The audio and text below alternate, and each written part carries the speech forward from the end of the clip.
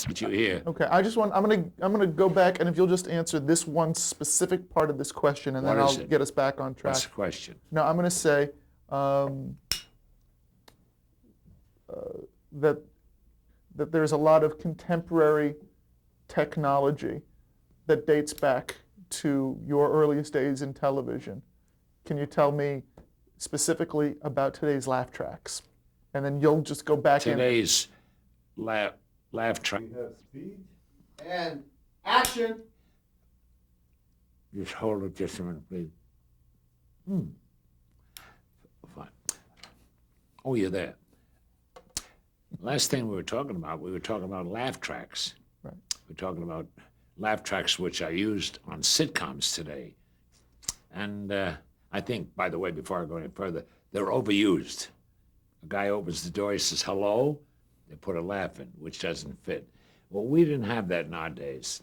But the tracks that you hear today, ironically, are the laugh tracks, the giggler, the feeder that feeds the laughs into the half-hour shows, whatever they may be, are originally, hear me again, originally mine. They're my tracks, but they weren't done on a laugh machine. They were original tracks, original laughter, let me put it that way, from the studio audience from 1948 on, and that we took off what they call the acetate records. And I didn't take it, but I had a very good friend out here, and he, Charlie Douglas, he started it. He made the machine that you press 7 and 4 and you get a combination of a light laugh, a big laugh, and so, and he fed it. And he asked me, he said, Mr. B, now that you're out here, I know that you never used laugh tracks, but I've come up with an idea, and he came up with an idea, not me, of putting together a machine to feed in the laughs and help the show and hypo the laugh track.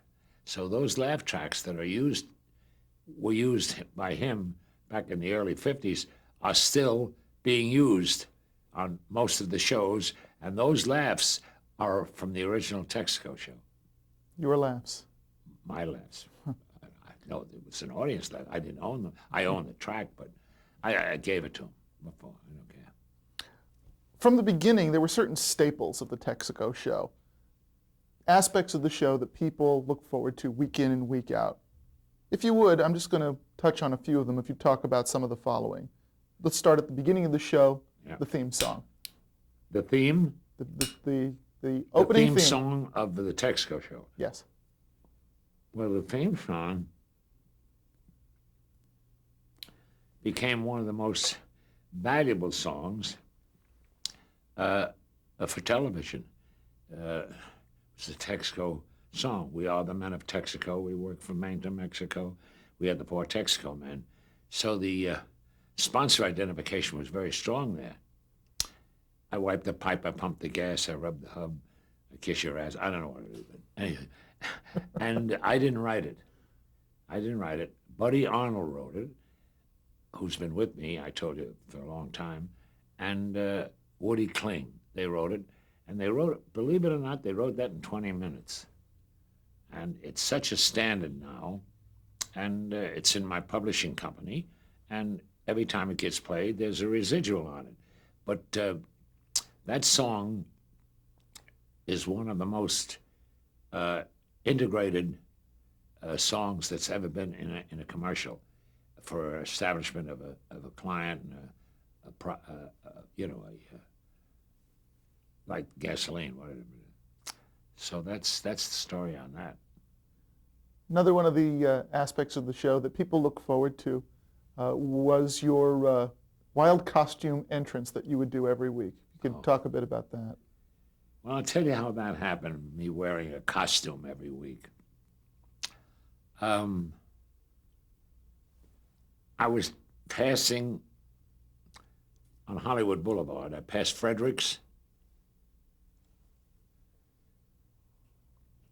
Let me preface it by saying I used to come out just in a straight suit. Then I figured out, well, we have certain things for a June bride or a holiday or Halloween or Valentine's Day, and I was dressed in Valentine. I was a wild man. I did that. That was the kids loved it for me. Here he is, who just come back from Florida after betting on the horses, and I came from under a freight train, dressed like a bum with a bad cigar. They waited for it. They waited for that trick opening with me in a costume. And it also led me into my monologue. But I was just talking about Hollywood. We began to run out of costumes, this show, after a while. What are we going to dress as next week? Oh, how am I going to dress it? Am I going to be in drag? Am I going to be a bum? Am I going to be an organ grinder? I don't know. Or a Neptune under the water, or a Cupid. So we ran out of costumes. And the writers, I sat around with, what are we going to wear next week? Well, let's think. They came up with ideas. I said, no, it's not good. Well, that's pretty good. Let's try. All right, so I took a vote and I said, this is what it'll be. Well, I was passing Fredericks in Hollywood. Let me get to that story. And I was running out of costumes when we moved out here to California with the Texaco show. And I'm passing Fredericks and I see a June bride, a model, a June bride, in a June bride outfit. And I looked at it, I said, brain went like this. I went in there and I said, have you got one of those dresses? And the guy said, yes, Uncle Milty. What is it for? He didn't actually say what it's for. I told him. I said, I got an idea. Watch it next week. I got the June bride dress. I put it on, put on a wig, put on lipstick, and dressed in drag. But it was bad luck to me, that dress. You're staring at me like, what am I going to say next? Right? I'll tell you why it was bad luck. I nearly got in a terrible accident with the dress. We did the show. We shot the show. We were rolling, and it was live. And the scenery had a roller drop. It rolled up like an old-fashioned vaudeville show drop. And voiceover said, the announcer said, here he is, America's #1 I don't know this television star, who's ready for her June wedding, Milton Berle. So the band played, Here Comes the Bride, and the roller drop went up.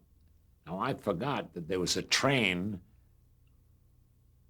at the end of the costume, at the end of the wedding gown. Well, I got too close to the roller drop, and as I was walking down, and I had another guy, Fatso Marco, the fat guy, he was the groom, and I came out like this, here comes the bride, here comes the bride, and the train got stuck into the roller drop. And it was a manual roller drop, it wasn't electric, and they had to do this. And before you know it, I was up there, and I was going to, and he was underneath me. Out come the stagehands and everything to save me. The band started to move back, and I'm hanging from the top of this roller drop with the train caught in it. And I'm no microphone or nothing, but he brought over the boom, and I said, thank you, thank you. I ad-libbed something. I said, gee, I feel so high tonight. I don't know what the hell it meant, but it fit the situation, which I could cover it. But I nearly fell down and broke my legs. But they caught me. So it can be good and it can be bad against it. The costumes. I wore different costumes. That was your question to Oh, my costume. Since you though you've started on this topic, part of a large part of early live television were things that could go wrong and did go wrong. There any other memorable mishaps, you mean? Yeah. You mean bloopers? You know, I watched the shows today, 1999. I've watched them, 1996, pardon me. Alibi, it's 1990. Should only happen. Thank you. Come in. And he's knocking on the wood. That's what it is. That's his head. And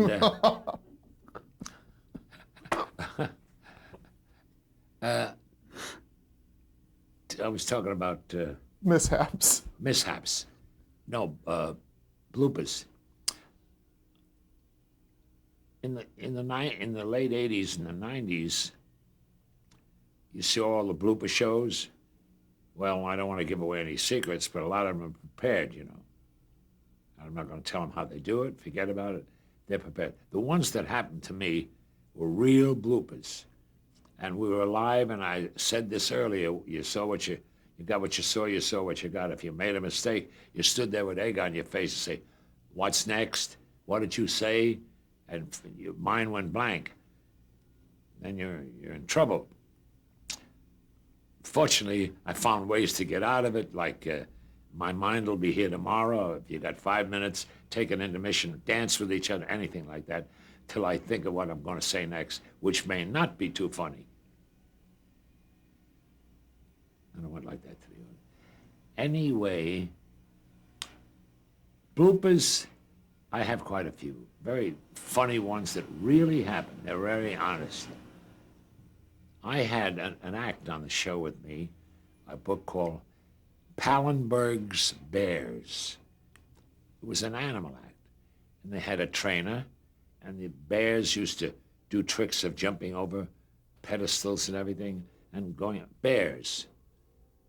Not elephants, bears. Then I found out after the show that unfortunately, the one that owned the act, the trainer, was on the juice. And he was drunk. He was shit. He was really loaded. Now he's working these Pallenberg's bears, hitting them, just tapping them, go over like this, so and so.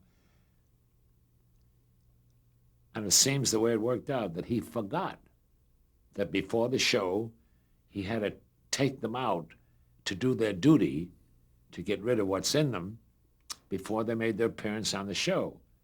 He forgot because it was like that. Well, I said, ladies and gentlemen, from the Barnum and Bailey Circus, here you are, the sensational Pallenberg's Bears. Yum, bum, bum, bum, bum, bum, bum, bum. The light went up, the curtain went up, and the bears are running around. He's got a wand sticking. Move this way, that's it. There's applause. All of a sudden, on the stage, right on camera in front of the audience live, these bears were not taken out before to do their duty. They ruined the whole stage.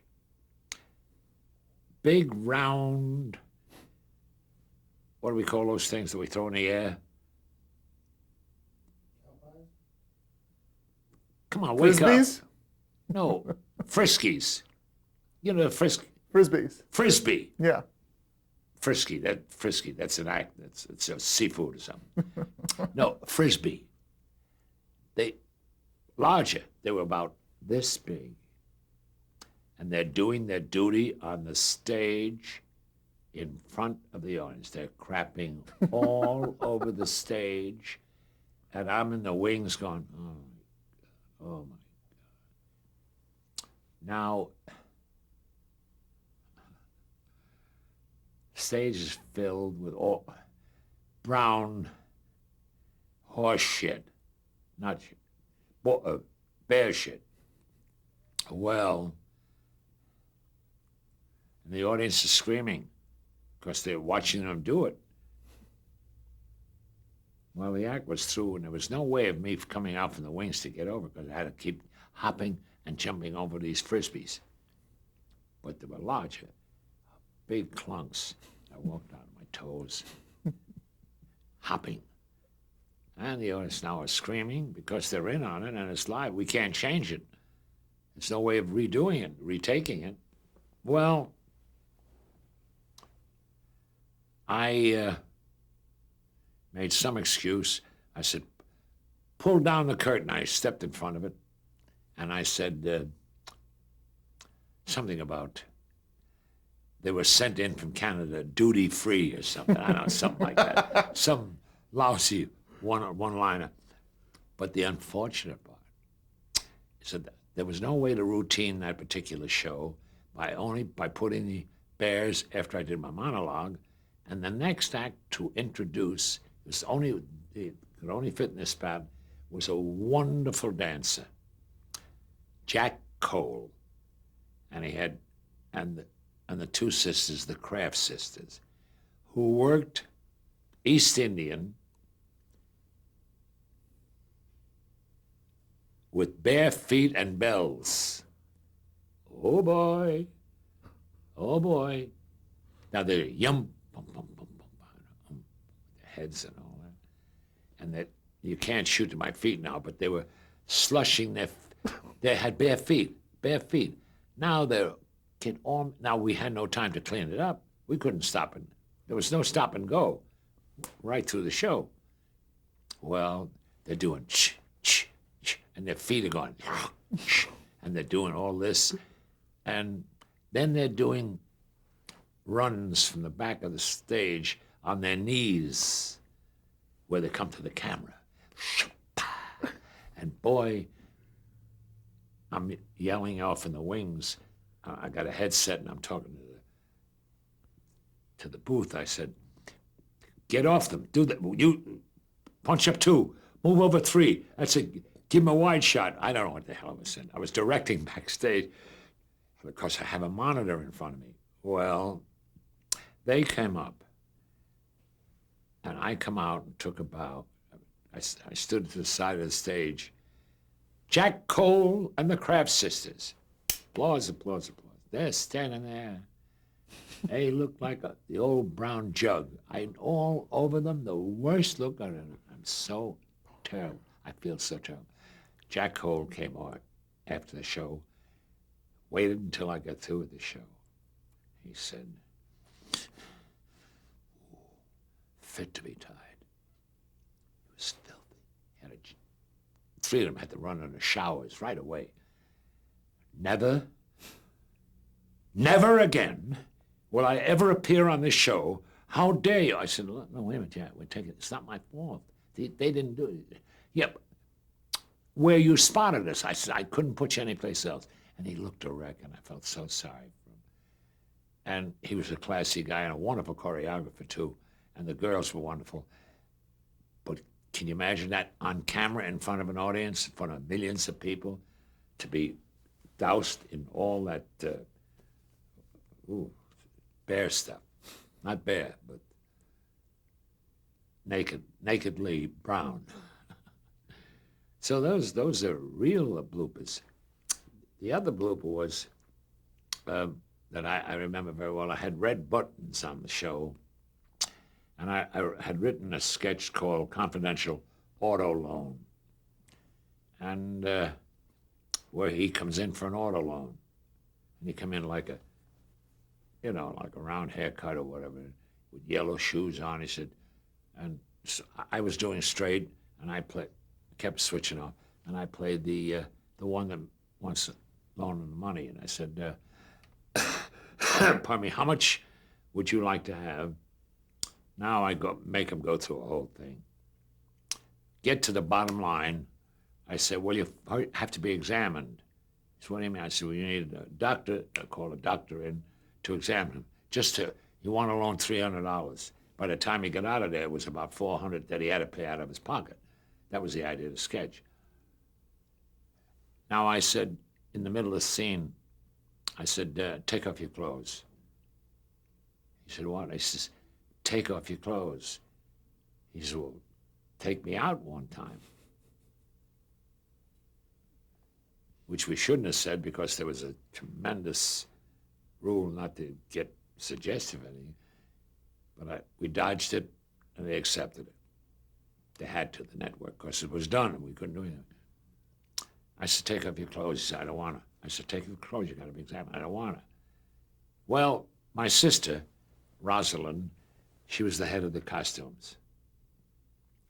And she made Red Buttons a suit with Velcro that I could take and take the lapel of the suit and rip it, and it was also attached to the pants. And the effect was, I say, take it off. I won't. If you don't take it off, you can't get the one. Now take it off.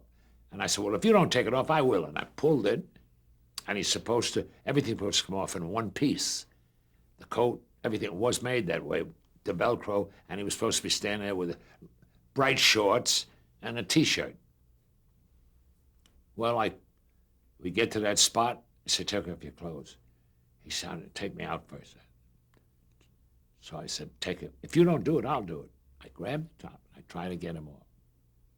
And I couldn't get him off. I couldn't get him off. They wouldn't break from the Velcro. Then I put my hand in here in his shirt, which was a big mistake. I put it in his shirt, my two hands, in his undershirt. Not his, below his real shirt, he had underwear on. And I put my hand in and I pulled and pulled and pulled and ripped the whole top and bottom off of his underwear, his undershirt, his shirt, his underwear, and his shorts. And he stood there naked in front of the audience. Naked. And he stood there with his Selman hanging out. And I jumped in front of him to try to cover it. And I said, the next little act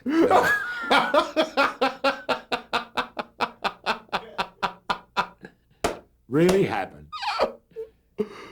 Well, these bloopers. There's one more, if you Which if you one would, is that? If you wouldn't mind telling, the story of what went wrong with the Barber of Seville case. That was with Lawrence Melchior. We were doing the Barber of Seville, and he did the opera. So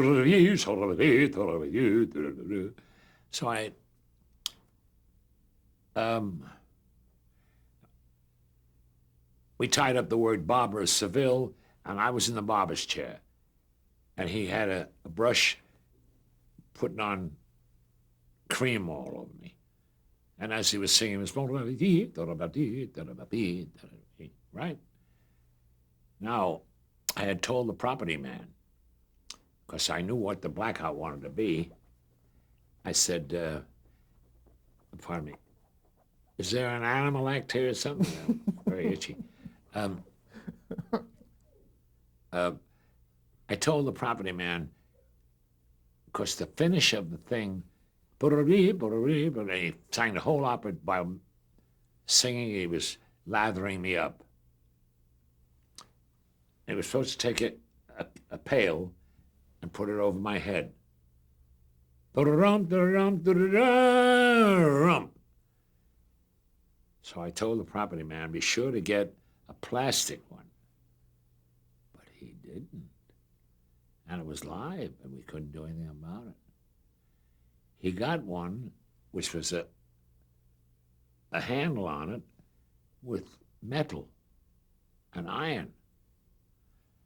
Well, poor Lawrence, he didn't know the difference. He saw the thing there.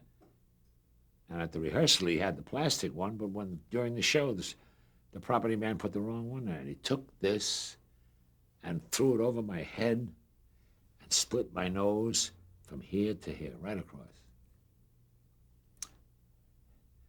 Well, I came off the stage bleeding profusely. And they gave me wet towels and everything, and I had to rush back. I only had about 35 seconds to, the next act did about 2 minutes, and I had to come right back. So in between the 2 minutes, I had to stop the bleeding. They put Band-Aids on me and everything. But that's not the punchline. What was bad is that we had a great comedian, an entertainer, who, by the way, did Tobacco Road for so many years, James Barton. whose big hit was Sweet Annabelle Lee. Who's wonderful, who's marvelous. He was a great entertainer. Well, we had something staged for the next to closing part of the show, which followed about 6 minutes after I got the bump on the nose and cut, bleeding. We did an act called Barton and Berle. We were two vaudevillians, and we kept changing the cards, the announcement cards of who's next, to Barton and Berle, Berle and Barton, Barton and Company, Berle and Friend, and we're doing a song, Annabelle Lee or something. But we did it in burnt cork. We had to put makeup on.